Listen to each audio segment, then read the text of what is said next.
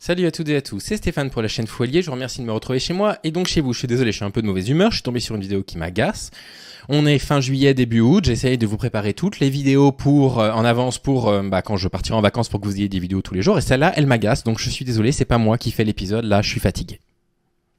Et bah du coup c'est moi Alpha Cuck qui vais faire la première émission. Oui, c'est parti. Vous êtes sur RTL.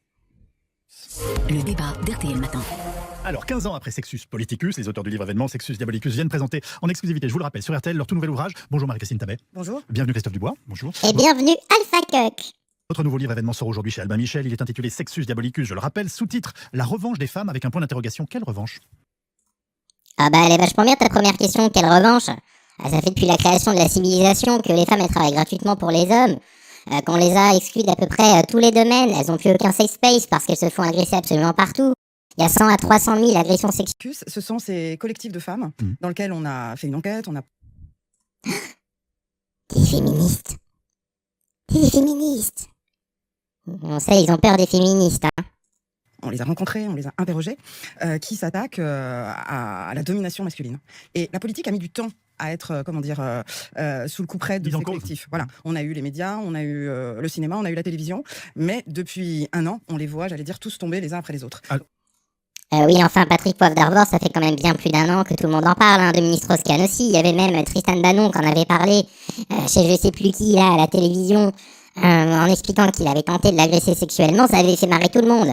Donc je crois qu'à un moment donné, c'est surtout que les hommes, ils en avaient rien à faire des droits des femmes, et que maintenant, tout le monde les regarde, et ils se sentent obligés.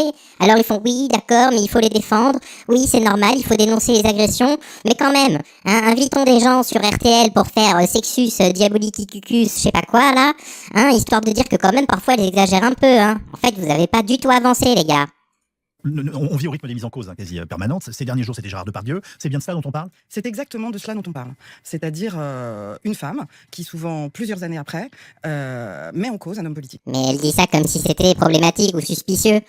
Mais il y en a des raisons qui font qu'il faut attendre pendant même très très longtemps avant de parler.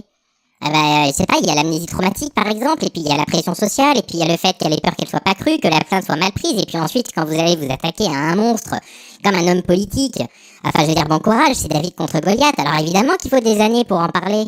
Non mais oh. Alors c'est important de préciser, Christophe Dubois, vous n'épargnez pas les hommes lorsqu'ils sont mis en faute, mais vous inquiétez aujourd'hui en fait d'une forme de chasse aux sorcières. Alors c'est pas une chasse aux sorcières. Non mais elles vont être toutes comme ça tes questions, Yves Machin? Une chasse aux sorcières? Non, parce que, pour rappel, ce truc-là, ça existait en Europe, hein, puis ça a été des dizaines de milliers de femmes, hein. Alors, on les a noyées, on les a brûlées, on les a torturées, simplement parce que elles étaient veuves, elles avaient récupéré un héritage, ou qu'elles étaient des lesbiennes, ou des vieilles femmes à la charge de la société, ou simplement parce qu'elles accouchaient des bébés, hein. Non mais oh. Ce que l'on racontait il y a 15 ans, c'était en quoi le sexe et la politique faisaient bon ménage. On voit bien aujourd'hui que on est sur un tout autre schéma. Mais c'est stupide de dire un truc pareil, le sexe ça fait bon ménage avec tout, mais là on parle pas de sexe, on parle d'agression. Le sexe c'est du sexe, l'agression sexuelle c'est de l'agression. On s'en fiche qu'ils aient du sexe les hommes politiques, on veut juste qu'ils arrêtent d'agresser sexuellement des gens. Je sais pas, moi j'ai pas l'impression que ce soit compliqué. Que les frontières qui étaient assez nettes entre ce qui est judiciaire et ce qui ne l'est pas il y a 15 ans. Et c'était ce qu'on entendait quand je faisais mon enquête avec Christophe Deloire sur le sexe et la politique. Je me suis enquêté sur Dominique Strauss-Kahn avant qu'il y ait les affaires aux États-Unis et puis dans le nord de la France. Ce que nous disaient ses conseillers, est-ce que c'est judiciaire ou pas? Et c'était l'alpha et l'oméga de ce qu'est une affaire ou pas. On voit qu'aujourd'hui les frontières sont beaucoup plus ténues, les frontières sont beaucoup plus floues et que le sujet n'est plus ce qui est judiciaire ou pas. Non mais attends, avant ils savaient pas si c'était une affaire ou pas, avant ils étaient pas capables de dire ça c'est du viol et ça c'en est pas. Je veux dire, le viol ça a été inventé en 2019, c'est ça qu'ils sont en train d'essayer de nous faire croire là? Et Machin Dubois, il a écrit un livre là-dessus, il a pensé ces mots. Moi, je voudrais dire que, bon, moi, je suis un ancien incel, même moi, ça, je l'ai compris, hein. Ça, c'est des vieilles excuses bidons masculinistes, ça. Oui, mais vous comprenez, avant, la frontière, elle était quand même beaucoup plus difficile à cerner. Hein, avant, il y avait des viols qu'on tolérait et pas d'autres. Aujourd'hui, on veut plus que les hommes y violent des femmes. Alors, vous comprenez, les féministes, elles nous font peur. C'est ce qui est éthique ou pas. Parlons simplement, est-ce que c'est injuste, choquant, dérangeant, enfin je voulais... Ah bah oui, d'accord. Alors en fait, maintenant, la question, c'est simplement de savoir si c'est éthique et pas judiciaire. Bon, bah moi, je vais te répondre, hein. Violer, c'est pas éthique. De rien. Le terme que vous voulez employer pour qualifier cette situation.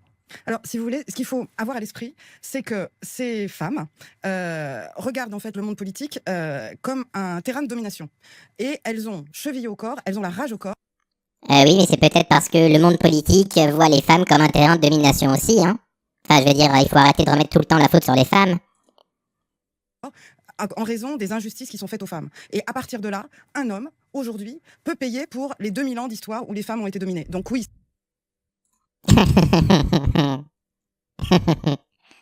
Un homme va payer pour les 2000 ans d'histoire. À mon avis, c'est pas ça qui se passe. Hein.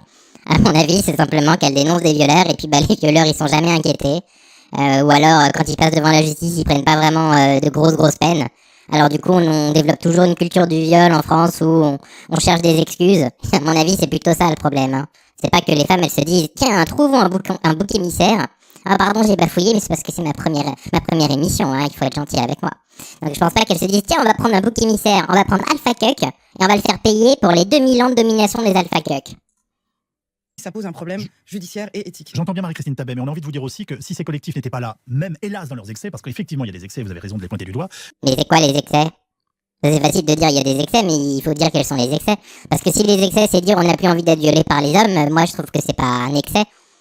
Moi je trouve que c'est même particulièrement poli encore.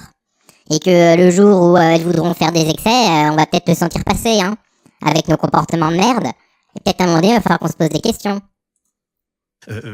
La situation ne bougerait pas non plus. Alors, on est tombé dans un excès, c'est ça? Non, en fait, certaines femmes, certains petits groupes de femmes, grâce à l'utilisation de Twitter, peuvent décider effectivement de la mise à mort ou non d'un homme. Non, on va peut-être pas exagérer, hein. Les personnes qui sont mises à mort quand il y a un viol, c'est les femmes, hein. Il faut parfois une vie entière pour s'en remettre, hein, quand elles s'en remettent. Je veux dire, les hommes, ils sont pas mis à mort, hein. Gérard Depardieu qu'ils ont cité, il continue à tourner malgré le nombre de plaintes qu'il peut y avoir sur lui, hein. Luc Besson, il est pas inquiété, hein. Je veux dire, il y a un moment donné, il faut remettre les choses dans leur contexte. Alpha Cuck, il est pas content, là. Sans qu'il n'y ait d'enquête ou de contradictoire. En revanche, c'est vrai que le monde politique, quand on a regardé un petit peu les chiffres, il y a une collaboratrice d'hommes politiques sur 5 qui déclare avoir été victime d'une agression sexuelle. Donc le monde bouge, on est sur une révolution de fond, en fait. Christophe Dubois, est-ce que vous... Je comprends pas, Alpha Cuck pas content, là. T'es en train de nous dire qu'il y a une femme sur 5 qui a réussi à dire, quand elles sont attachées ou je sais pas quoi en politique, qu'elle a subi de la violence sexuelle de la part d'un élu, et t'es en train de dire qu'il y a des excès. Mais à un moment donné, si c'est 1 sur 5, c'est quand même pas excessif d'aller dire qu'il faut que tout s'arrête, quoi. Et puis, bon, 1 sur 5 déclaré, hein, c'est peut-être et probablement beaucoup plus que ça. Alpha Cuck pas content. Nous parler finalement des condamnés au soupçon, s'il fallait trouver une formule. Alors ça c'est très intéressant, c'est de voir comment la justice essaie de se mettre dans le sillage de ce mouvement MeToo, de cette révolution. Et effectivement, on a découvert qu'il y avait une nouvelle catégorie judiciaire, de justiciables. Ce sont des hommes qui ne sont plus complètement innocents, mais pas non plus complètement coupables. C'est-à-dire que c'était la réponse qu'a trouvée la justice, elle n'est pas satisfaisante, notamment pour les affaires prescrites. Parce que ce que l'on constate, c'est que beaucoup de femmes témoignent bien longtemps après les faits, parce qu'il y a 20 ans, la libération de la parole n'existait pas. Si, en fait, la libération de la parole, elle a toujours existé, il faut pas dire n'importe quoi. C'est simplement que les hommes, ils voulaient pas écouter. Mais les femmes, elles se sont toujours plaintes qu'on les violentait et qu'on les violait. Faut arrêter de raconter n'importe quoi. Alpha Cuck pas content du tout. Que certaines femmes se manifestent parce qu'elles voient des hommes politiques nommés à des postes de haute fonction et qu'elles considèrent qu'elles ont été victimes à une époque et que le fait que leur victime présumée ait une fonction importante peut lui donner le sentiment exacerbé de toute puissance qu'il a pu avoir à une époque. Et donc pour pallier à cette prescription, ce qui veut dire que les faits ne seront jamais poursuivis, la justice a inventé cette catégorie un peu bancale où on dit on ne peut pas poursuivre ces faits mais on considère qu'ils sont établis. J'aimerais votre avis tous les deux. Est-ce qu'au bout du compte, l'engagement de ces femmes, même avec leurs excès, a été utile? En quelques mots, j'aimerais vous entendre, Christophe Dubois. Et tout à fait, puisque là, nous avons les témoignages de plusieurs femmes qui pendant des années ont porté des faits qu'elles estiment être relevés de l'agression sexuelle et du viol. Et que le fait de pouvoir le dire aujourd'hui, c'est une manière de rétablir une part de vérité. Marie-Christine Tabet. Absolument. D'ailleurs, on a vu qu'en dehors de ces collectifs, il y a une prise de conscience générale. Oui. Par exemple, nous sommes allés à l'Assemblée nationale et au Sénat, et on a interrogé les sénatrices de droite. Mais elles ont toutes, celles qui demandent à continuer à être appelées sénateurs, qui sont absolument pas féministes. Eh bien, il y en a une qui nous explique qu'elle veut absolument se faire appeler sénateur, mais qu'il y a quelque temps, un de ses collègues l'a coincée dans l'ascenseur. C'est une femme qui a dépassé la cinquantaine. Elle a été sidérée de ça, et elle s'est rendue compte elle-même qu'elle n'a pas été capable de déposer plainte parce qu'elle n'en a pas parlé à son mari. Et ben alors, qu'est-ce qu'on vous dit depuis des années? La problématique des agressions sexuelles, c'est tous les âges. C'est dans tous les milieux sociaux, y compris dans l'autre bourgeoisie comme à l'Assemblée nationale. Et c'est honteux. Et elle n'a pas pu porter plainte.